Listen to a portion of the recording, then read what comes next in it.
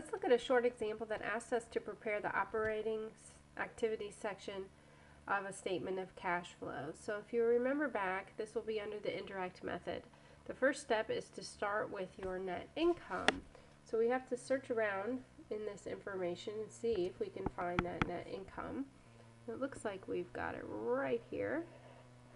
So under our retained earnings, we've got net income. The second step is to add back any non-cash expenses like depreciation and amortization, and you'll see here under accumulated depreciation we've got our depreciation expense of $7,000. We would also look at gains or losses on the sale of long-term assets, which I don't see any here. But the other things we are given are cash, inventory, accounts receivable, and accounts payable. Well, cash is what we're reconciling the differences to. But inventory is going to be a current asset. And you can see we went from 17,000 to 29,000. So the difference between 29 and 17 tells me we had an increase in inventory of $12,000.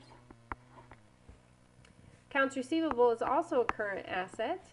And again, we can look at the balances here. This went from 15,000 to 7,000, so we had a decrease in accounts receivable of 8,000. And finally, accounts payable is a current liability. We went from a balance of 19,000 to 21,000, so we had an increase of $2,000. So with that information, now we can go, oh, inventory is a current asset. It had an increase, and it's a current asset, so that gets subtracted from my net income. And we can do accounts receivable, $8,000 decrease. Well, that was an asset, so that gets added to my net income. And accounts payable has an increase of $2,000, and that's a current liability. So we can go ahead and calculate that.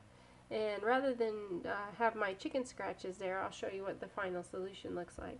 So we would have that net income of $61,000. We go ahead and add back the depreciation expense of $7,000. Add the decrease in accounts receivable, which was a current asset. Subtract the increase in inventory, which was a current asset. And add the increase in accounts payable, which was a current liability. All those items added up together, if we add all those up, we should get $5,000. So then we take our $61,000 plus the $5,000 to get to $66,000. So my cash provided by operating activities for this particular example is $66,000.